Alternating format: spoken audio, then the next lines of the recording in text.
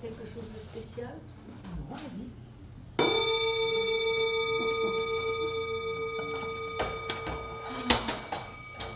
Alors,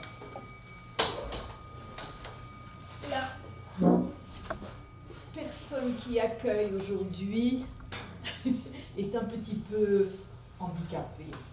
Donc, je m'excuse de ne pas marcher jusque là-bas, ça serait encore plus difficile. Mais je vous souhaite la bienvenue. Merci d'être là pour écouter toutes ces personnes qui vont vous raconter des belles histoires. Parmi ces personnes qui font partie de l'atelier de formation que j'anime, en principe, j'anime en entier, sans canne. Mais si j'ai encore une canne à la rentrée, ça pourra peut-être servir. Taper dessus un peu. Hein.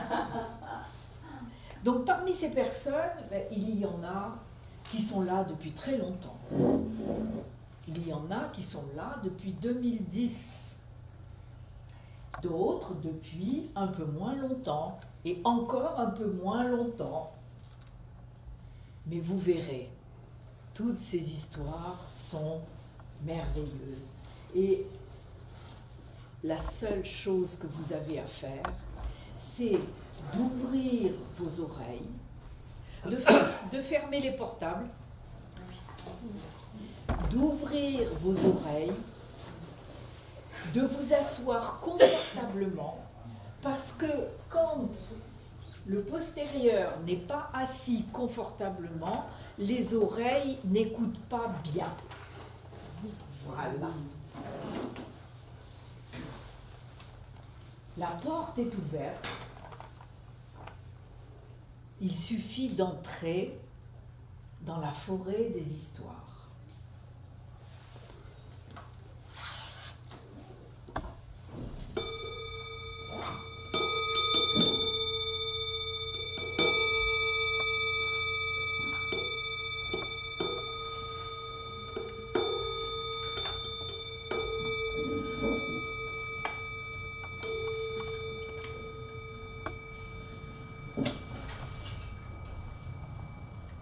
Ce soir-là, il fait très froid dans le petit appartement des Marcovaldo. Marcovaldo, sa femme et ses enfants ont enfilé tous les vêtements chauds qu'ils possèdent. Ils s'approchent de plus en plus du poêle où se consume la dernière bûche. Un moment plus tard, il n'y a plus de bois, il fait très froid. Alors Marcovaldo décide d'aller chercher un peu de bois mort dans la rue, dans les jardins publics.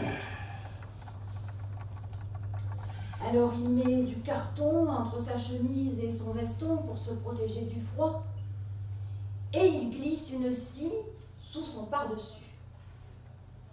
Et le voilà parti. Les enfants n'arrivent pas à dormir. Le petit Michele essaie de lire un livre emprunté à la bibliothèque. C'est difficile.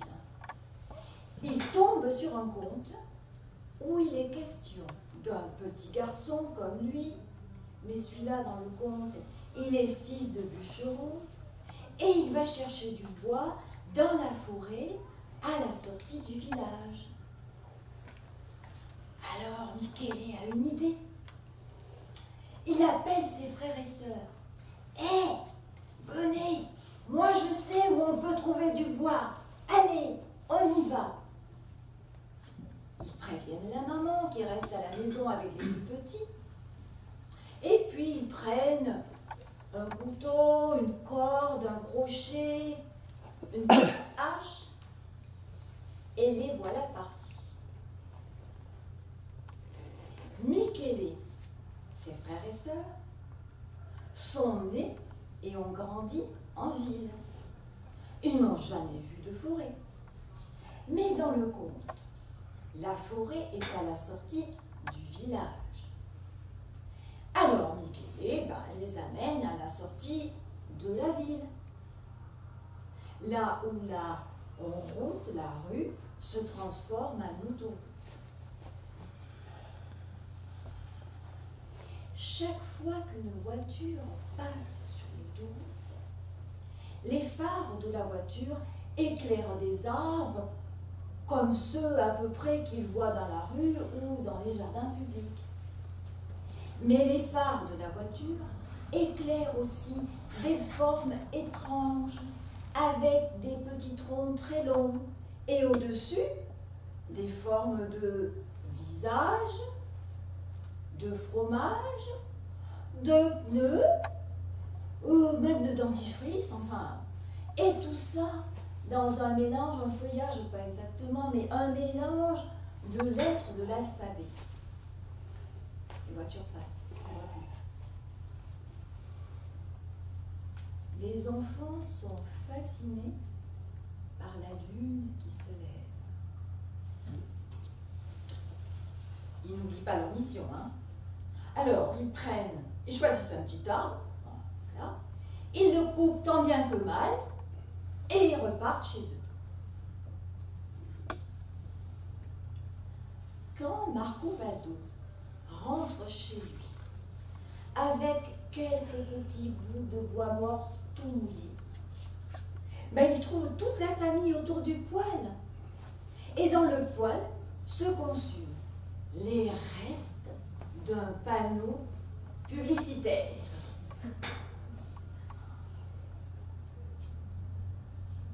Mais, les enfants, où est-ce que vous avez trouvé ça?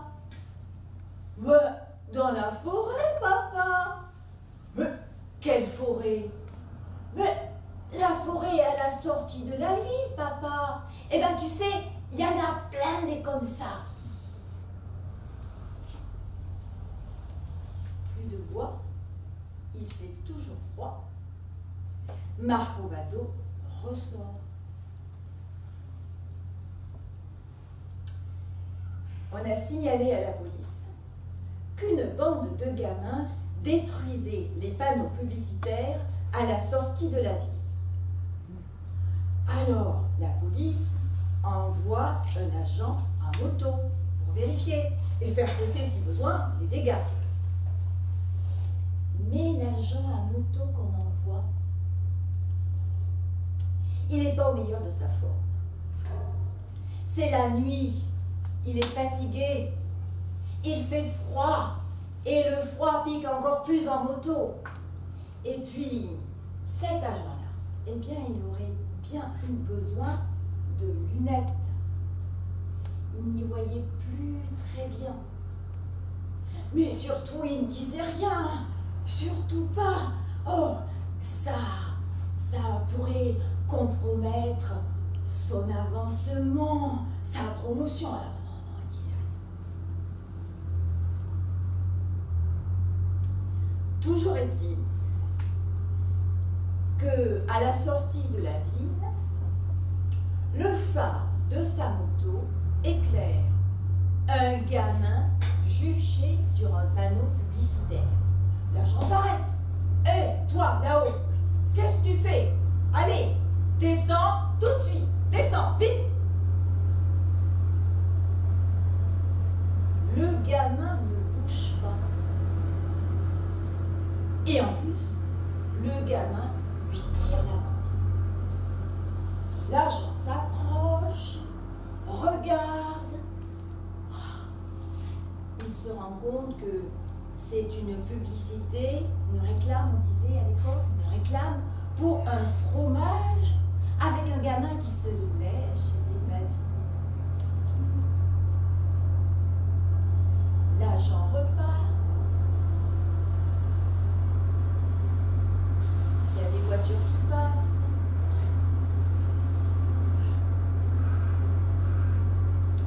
Quelques mètres plus tard, quelques mètres plus loin, le phare de sa moto éclaire un grand panneau publicitaire qui vend des comprimés contre la migraine et qui représente un grand visage souffrant avec des mains sur les yeux.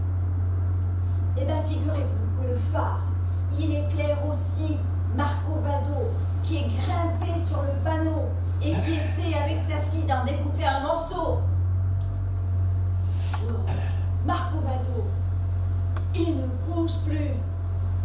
Il se fait tout petit et il se cramponne à la scie qui est arrivée à la moitié du front. L'agent regarde, s'approche, regarde encore. Ah, je vois. Ah, mais alors ça, ça c'est bien vu, hein. Le petit bonhomme là, avec sa scie, qui représente la migraine, qui vous coupe la tête en deux. Oh ben ça alors, ça c'est bien vu, hein. L'agent regarde, regarde encore, un peu plus loin, à droite, à gauche. Il repart sur sa moto, il rentre au commissariat. Mission accomplie, chef. Rien à signaler.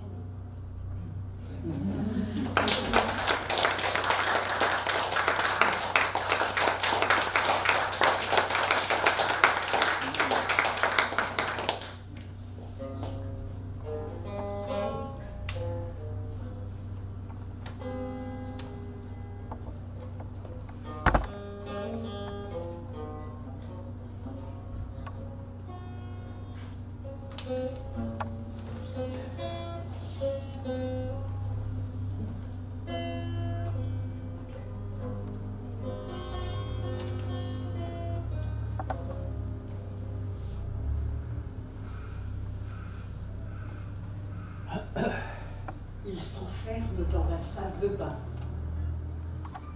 Il allume le néon au-dessus du miroir. Sur la tablette sont rangés à droite le rasoir, la mousse à raser, la lotion après rasage. Sur la gauche, le rouge à lèvres, le fard à paupières, le fard à joues et le mascara. Il tend la main vers la droite, saisit la mousse à raser, s'en enduit les joues. Bien sûr, il n'a pas un poil, mais qui sait, peut-être que ça aide de faire semblant. Il manie le rasoir avec précaution. La lame effleure sa peau sans la blesser. Il a bien observé son père. Après le rasage, la lotion après rasage. Oh, ça pique un peu. Il s'observe dans le miroir.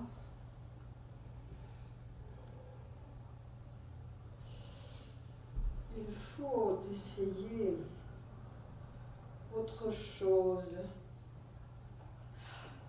Le rouge à lèvres. Comment fait maman exactement?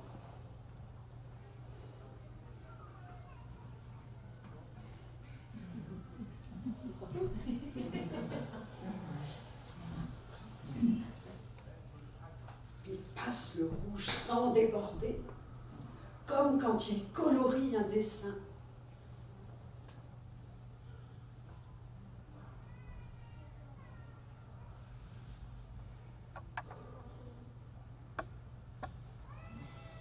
Il plisse les lèvres, les roule l'une sur l'autre, comme maman, exactement.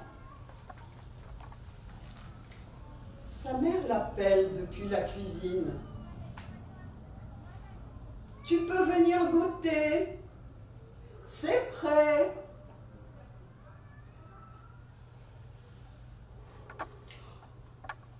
J'ai autre chose à faire que la d'écouter. Un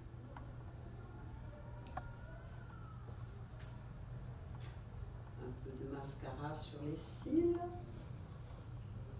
Un trait de colle sous chaque œil. Comme ça change le regard. On dirait un prince oriental. Ou alors une jolie princesse.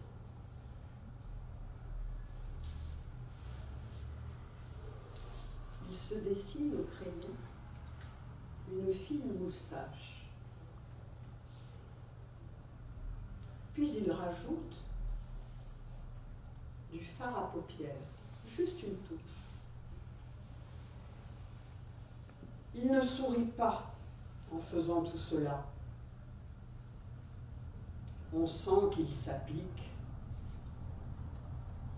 Il cherche dans le visage que reflète le miroir quelque chose qu'il ne trouve pas. Une cravate est accrochée au porte-manteau. Il se la noue autour du cou.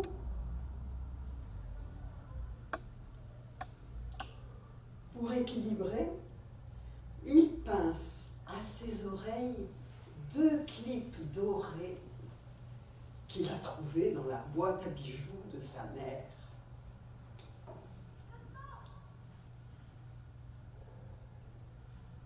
Dominique,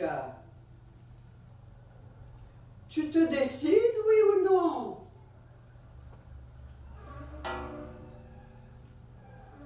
Se décider. Pourquoi? Vraiment?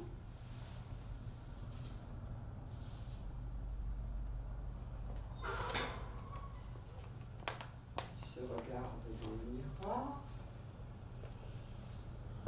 Le rouge à lèvres, la moustache, le fard à paupières, la cravate. Parfait!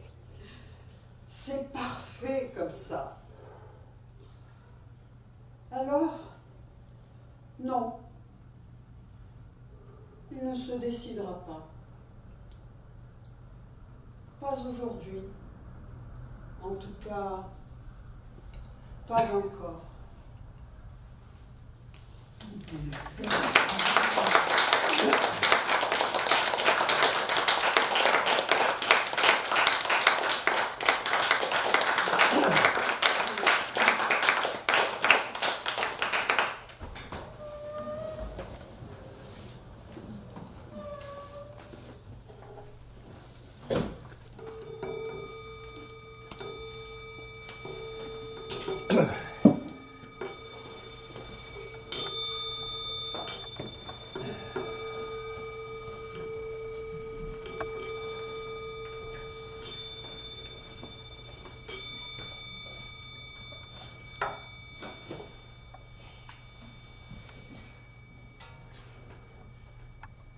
Alors, un loup et un renard se promenaient de compagnie. Tous deux comme de compagnie. Et sur leur chemin, ils trouvent un pot de miel. Oh! La belle occasion, se dit le renard. Dis donc, loup, ce pot de miel, on va le cacher dans le buisson et nous le partagerons à notre retour. Ah oui, bien oui, renard. Et voilà, il chemine. 100 pas plus loin, le renard stoppe net. Mon Dieu, oublieux que je suis, dois assister à un baptême et je suis le parrain. Lou, continue. Attends-moi, je te rejoins dans 5 minutes. Le renard fait demi-tour. Il court vers le buisson. Il attrape le pot de miel et il l'entame. Et il rejoint le loup.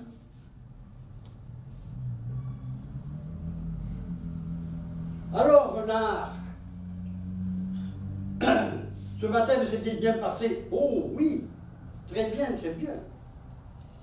Et comment as-tu appelé ton filleul? Je l'ai appelé Entamé. Entamé. C'est pas un prénom ça. Si, on l'appelait Entamé. Et continue à cheminer, te compère. Sans pas plus loin. Le renard s'arrête net. Oh, mon Dieu, mon Dieu, mon Dieu. Oublieux que je suis. Je dois assister à un nouveau baptême et donc je suis le parrain. Écoute, loup, continue ton chemin. Je te rejoins dans 10 minutes. Le loup continue et le renard fait demi-tour, il trottine jusqu'au pot de miel. Et là, il en mange la moitié. Hop. Il court, et il rejoint le loup. Alors, renard, ce baptême s'était bien passé. Oh oui, loup, très bien, très bien. Et comment as-tu passé? As-tu appelé ton filleul? Ben, on l'a appelé à moitié. À moitié. Oui, à moitié. Et ils reprennent leur cheminement. Sans pas plus loin. Le renard stoppe net. Oh là là, oublieux cette de Marie-Joseph, oublieux que je suis. Jamais oublié, je suis invité à un 3e baptême. Écoute-moi, loup, continue. Je te rejoins dans un petit quart d'heure. Et le renard, il trottine jusqu'au pot de miel. Et il l'achève. Avec sa patte, il cure bien le truc. Hop.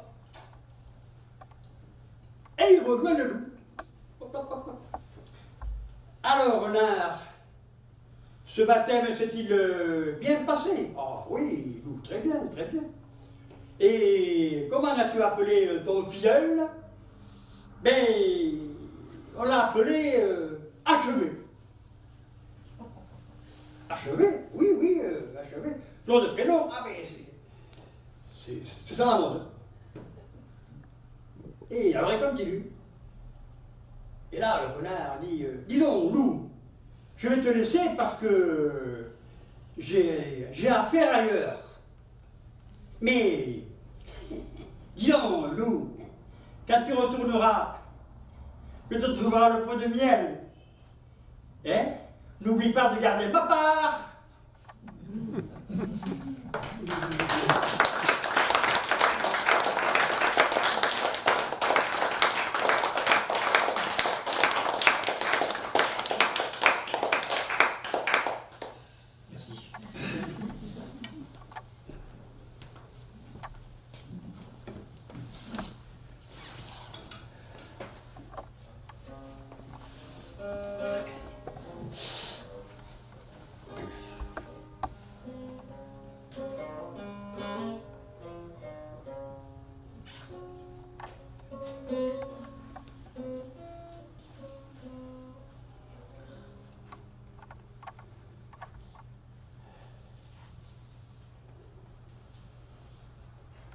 Draculette est dans tous ses états. Elle sort de la réunion syndicale. Et alors là, elle a reçu un choc, mais un choc. Parce qu'il faut que je vous dise, Draculette est syndiquée. Elle est syndiquée à la CSG. Vous connaissez la confédération des sorcelleries généralistes. Et alors là, mais alors elle ne s'attendait pas du tout, du tout. On vient de lui dire qu'il fallait qu'elle prenne sa retraite. Elle qui se sent si jeune de cœur, et puis pas très vieille. Alors, il y avait bien la foule des jeunes dans le fond de la salle qui criait « Place aux jeunes, place aux jeunes, place aux jeunes !» Coup de Draculette, a dit la présidente, tu dois bien te rendre compte. Nous formons une promotion de jeunes sorciers et sorcières chaque année, et comme il faut un sorcier ou une sorcière par village, et que le nombre de villages n'augmente pas, il faut bien que les vieux laissent la place aux jeunes. C'est mathématique. Oh, elle ne s'attendait pas à ça, Draculette. Alors les jeunes, dans le fond de la salle, Draculette en retraite, Draculette en retraite. Bon ben, finalement, oh, lui dit la présidente, tu sais, tu aimes bien ce que tu fais, mais quand tu seras en retraite, tous les bénévolats que tu veux, tu pourras les faire.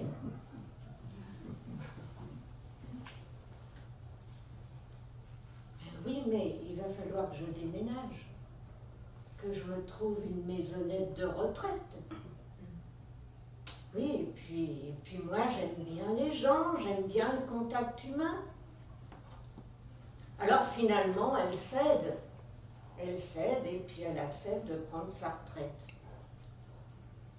Alors elle déménage, elle se choisit une maisonnette près d'une source à l'eau réputée,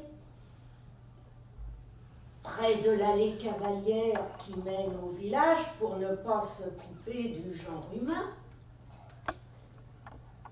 Mais elle commence à déchanter. Tout nouveau, tout beau. Bon, il y avait bien le déménagement, les paquets qu'il fallait faire. Mais apparemment, personne ne lui demandait son avis. Et puis, qui s'occupait d'une vieille femme courbée dans les bois, qui ramasse des graines, des fruits? Dès qu'un enfant s'approchait d'elle en souriant, il y avait toujours une mère ou une voisine qui le tirait en disant « Laisse la dame tranquille, laisse la dame tranquille. » Oh, pourtant, elle aurait bien voulu. Elle qui aimait tant les enfants, répondre à toutes les sollicitations, mais personne ne la sollicitait. Elle était comme transparente. Et elle se sentait, ma foi, bien seule. Mais voilà qu'un jour, sur l'allée cavalière, passe un beau jeune homme. Et qu'il était beau, plus beau que tous les princes charmants, et puis surtout, plus beau, vous qui connaissez, plus beau que Georges Clooney quand il était jeune.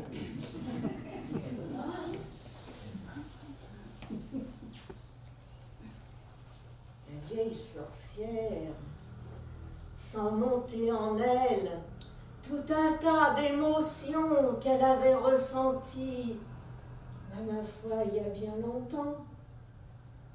Bref, la voilà qui tombe amoureuse. Alors elle rentre chez elle, va chercher dans ses archives toutes sortes de vieux grimoires. Elle repère des recettes diverses et variées. Elle court dans les bois à la lune. Et là, elle ramasse divers ingrédients bien mystérieux qu'elle mixe, qu'elle mouline, qu'elle mélange. Bref, Au petit matin, elle a fabriqué un plein tonneau d'élixir de rajeunissement qu'elle met en bouteille. Et le lendemain, premier essai, l'après-midi, elle avale une bouteille d'élixir de rajeunissement. Oh, qu'est-ce que c'était amer! Ça donnait mal à l'estomac. Alors elle faisait un verre d'élixir, un carré de chocolat, un verre d'élixir, un bonbon au miel, un verre d'élixir, une fraise tagada. Bref, quand elle a fini la bouteille, elle était redevenue une belle jeune fille, si jolie qu'elle aurait pu faire du cinéma et monter les marches à Cannes sous les flashs des photographes.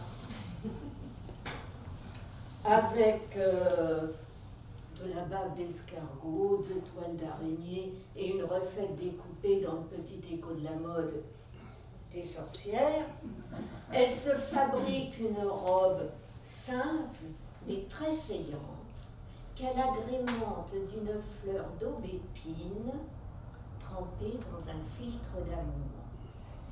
Et la voilà qui se pose sur un tronc d'arbre devant sa maisonnette, près de l'allée Cavalière.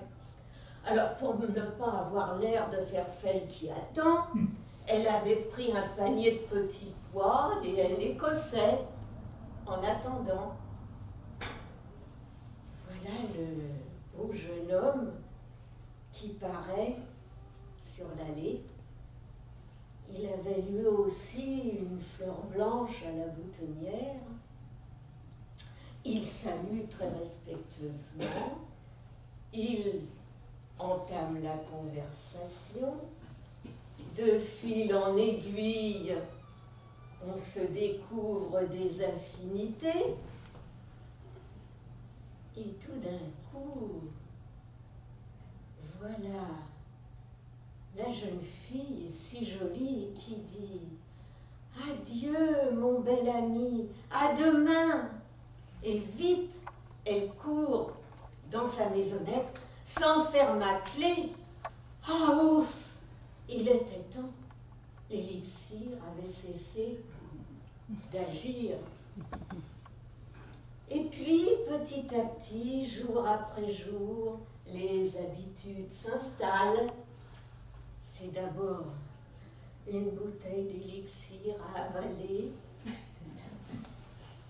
et puis des conversations bien agréables, des affinités qui se découvrent petit à petit de plus en plus, et puis des baisers échangés, des mots d'amour, et puis vite, très vite, des adieux pressés. Jamais le jeune homme ne semblait la remarquer. Il disait « Adieu mamie, à demain ». Si bien qu'au bout d'un certain temps, le jeune homme qui s'agenouille devant la belle jeune fille et lui demande sa main. Alors, en rougissant, Draculette accepte. Et le mariage est prévu pour la semaine suivante au village voisin. Ah, une semaine pour se préparer. Alors, ma foi, la veille, Draculette, qui avait fait le ménage à fond dans la maisonnette, prépare tout un festin de friandises pour recevoir son nouvel époux. Elle place au cellier des plateaux de ce qu'elle avait préparé. Et elle se souvient de ce que sa mère lui disait. « Ma fille, pour garder un homme en ta chaumière, deviens bonne cuisinière et puis surtout excellente pâtissière. »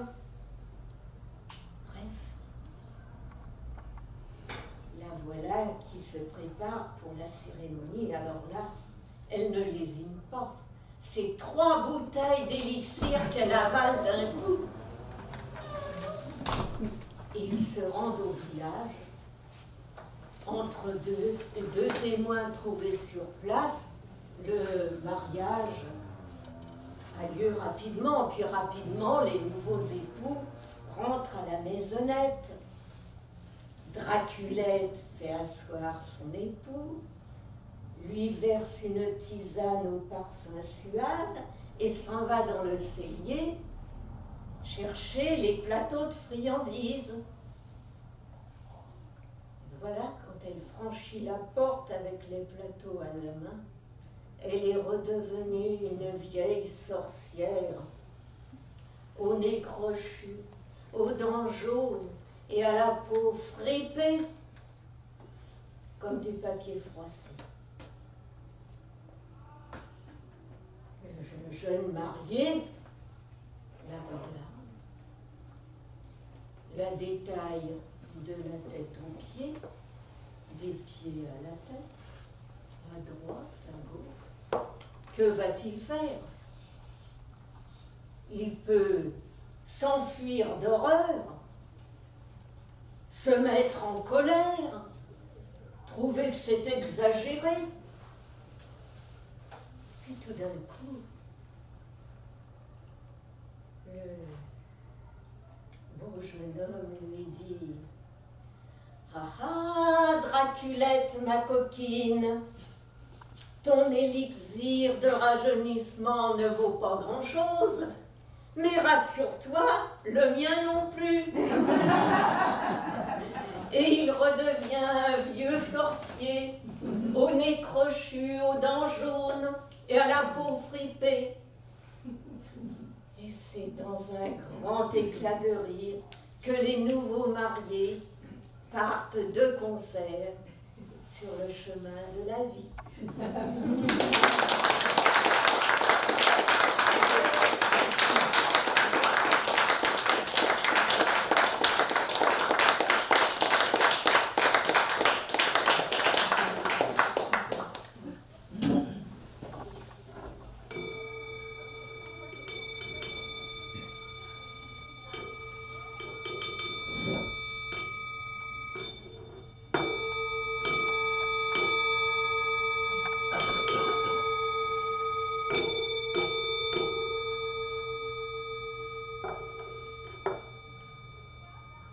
Un matin, dans son palais, le calife voit arriver son vizir dans un état de grande agitation. « Pourquoi es-tu si inquiet, mon cher vizir ?»« Calife, permettez-moi de quitter la ville, aujourd'hui même. Maintenant, tout de suite. » « Mais pourquoi ? Ce matin, en venant ici, en traversant le marché, je me suis sentie heurtée à l'épaule. Je me suis retournée et là j'ai vu la mort. Elle m'a regardée fixement. Mort?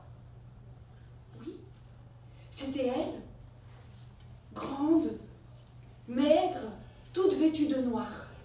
Elle m'a fixée d'un air menaçant. Elle me cherche, j'en suis sûre. Si je pars maintenant, avec un bon cheval, je peux être à Samarcande dès ce soir. Mort, mais tu es sûre de ce que tu dis? Oui, je l'ai vu comme je vous vois, là, devant moi. Je t'en supplie, laissez-moi partir. Le calife accepte de laisser partir son vizir. L'homme court jusqu'à chez lui, prend son meilleur cheval, et quelques minutes après, il quitte la ville au galop en direction de Samarcande.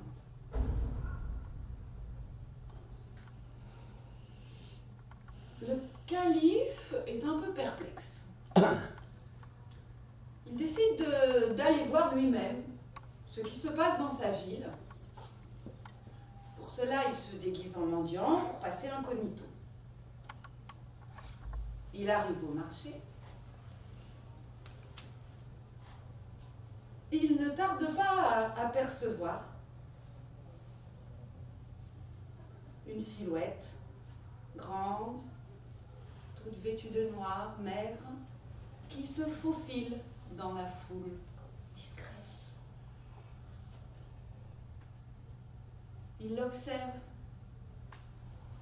Elle effleure le dos d'un commerçant en train de préparer son étalage. Elle frôle le bras d'une femme chargée de menthe. Elle évite un enfant qui se dirige vers elle en courant.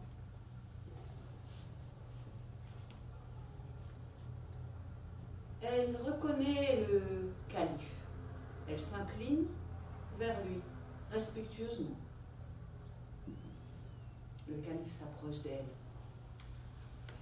Il faut que je te pose une question. Je t'écoute, calife. Ce matin, tu as croisé mon vizir, un homme jeune, en bonne santé.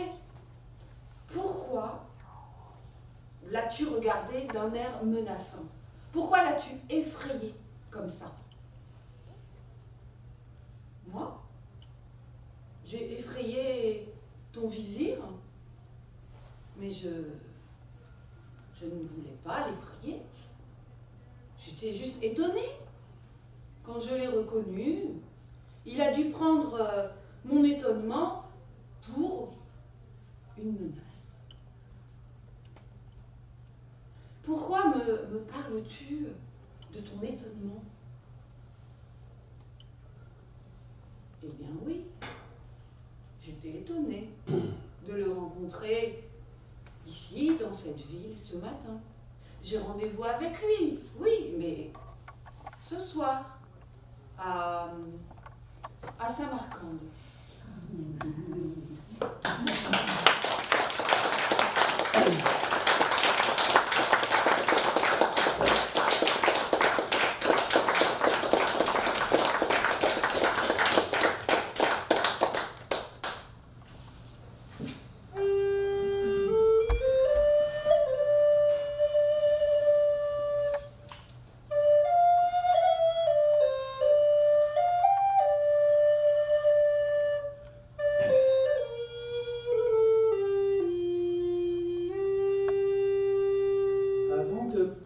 Mon histoire, je vais vous dire quelques mots sur le contexte.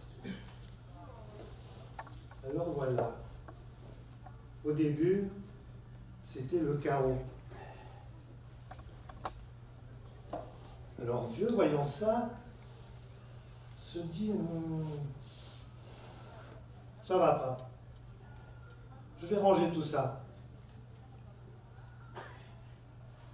Les 3 premiers jours, il crée le ciel, la mer, la terre. Dans le ciel, il range la lune, le soleil, toutes les étoiles. Il y met quelques nuages et puis un peu de vent. Dans la mer, il met surtout des vagues. Sur terre, il construit quelques montagnes, des ravins, toutes sortes de dénivelés de différentes sortes.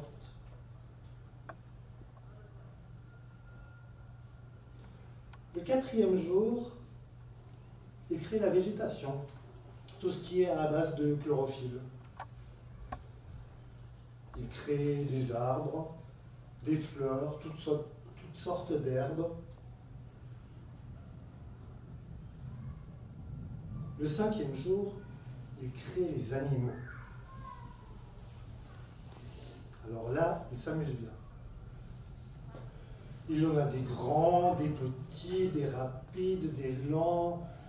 Il y en a des avec de la fourrure, d'autres avec des écailles, d'autres avec des plumes, et qui volent, et qui courent, d'autres qui nagent. Enfin, vraiment, la totale. Le 6e jour, et c'est là que va commencer l'histoire, enfin, le 6e jour, il crée l'homme. Et comme Dieu devait être un peu fatigué, peut-être, il était tout petit, tout faible, tout nu, cet homme. Il l'appelle Adam et avec une sorte de sens de l'humour bizarre, il dit, ben voilà, c'est le maître de l'univers. Alors voilà Adam qui se promène dans ce grand monde peuplé de tous ces animaux. Et il a froid. Il a peur parfois. Il ne connaît pas ces bêtes.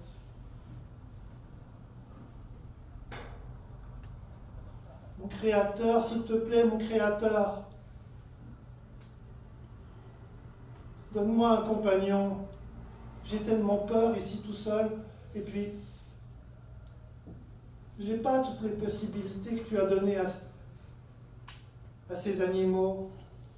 Je n'ai pas de fourrure quand j'ai froid. Je ne peux pas m'envoler si j'ai peur. Je peux même pas sauter comme cette grenouille. Alors s'il te plaît, donne-moi un compagnon.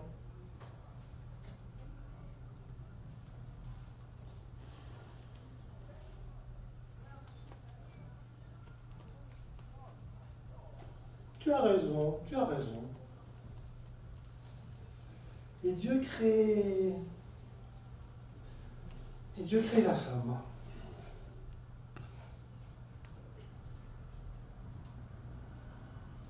Elle est en tout point pareille à Adam. Ils sont comme deux gouttes d'eau. Sauf que Adam, c'est quelqu'un de sérieux. C'est quelqu'un de un peu timide. Et il est très obéissant. Alors qu'Ève, c'est tout le contraire. Elle aime bien s'amuser. Et puis, elle en fait vraiment qu'à sa tête.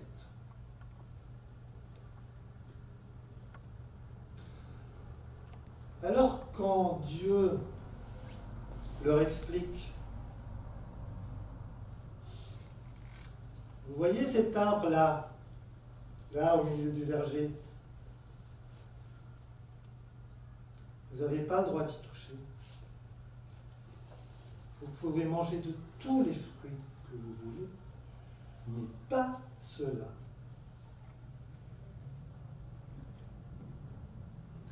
Adam, évidemment. Oui, Seigneur, bien sûr. Je ferai comme tu dis. Ève dit, mais... Et on peut savoir pourquoi. Mais parce que je l'ai dit, Ève. D'accord.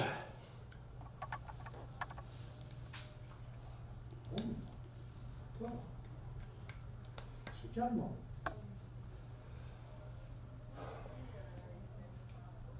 Évidemment, depuis ce moment-là, Ève ne pense qu'à ça. Elle regarde l'arbre, elle tourne autour.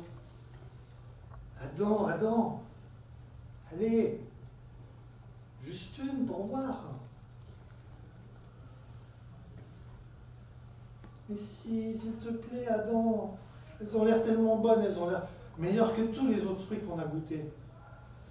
S'il te plaît. Non, mais Ève, ça va pas. Tu sais bien qu'on nous a interdit de faire ça.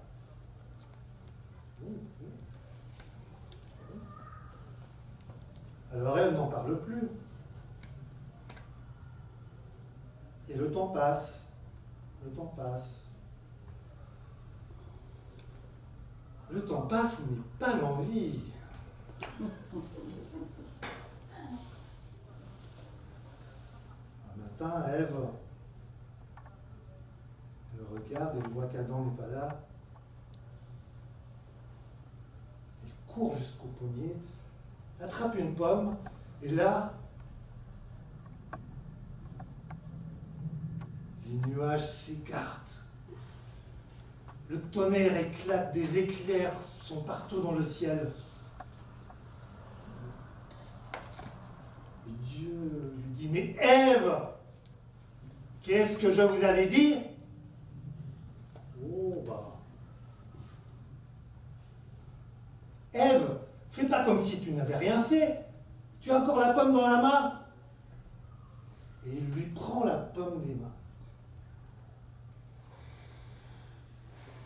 Je vais te punir pour m'avoir désobéi comme ça.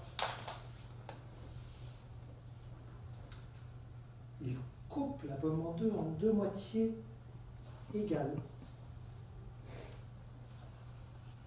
Il prend ces deux moitiés et il les plaque sur le torse d'Ève.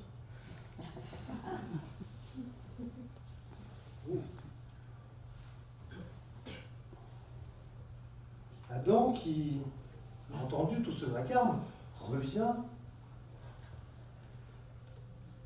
Et là, il voit les nouvelles rondeurs sur le torse d'Ève. Et là, il en a le souffle coupé. On peut s'imaginer le loup dans les dessins animés de Tex Avery, les yeux qui sortent comme ça. Ah. Et lui qui n'aurait jamais touché à une pomme du pommier, le voilà qui s'approche d'elle et il pose ses deux mains sur ses seins.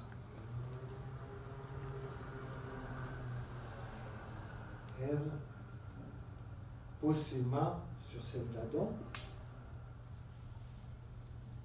et pour la toute première fois, ils font l'amour.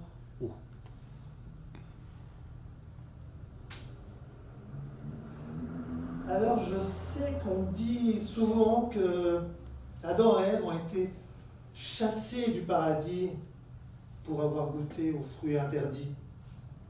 Mais c'est faux. C'est totalement faux. Adam et Ève ont inventé le paradis.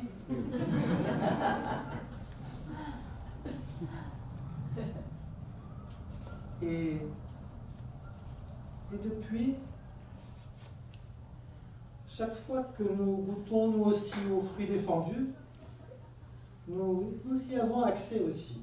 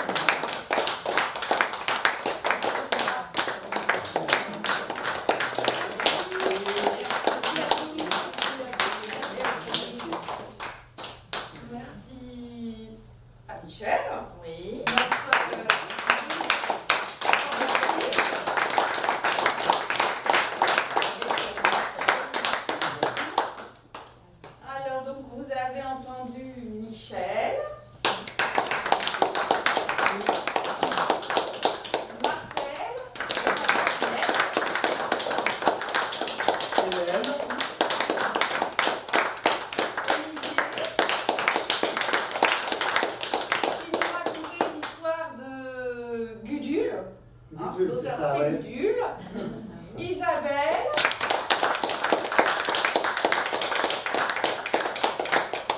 C'était une histoire de Italo Calvino. Et Claude.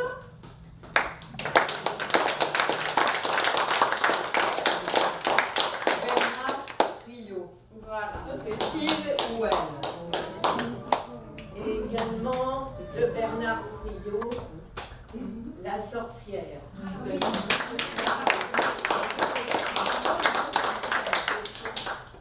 Je ne sais rien. Anonyme. Un auteur gascon sûrement. L'auteur gascon. Voilà. Et puis, ça me raconte, c'est Jean-Claude Carrière, mais en fait, c'est universel. Ouais. Voilà. Merci, cher public, d'être toujours aussi attentif et parfait.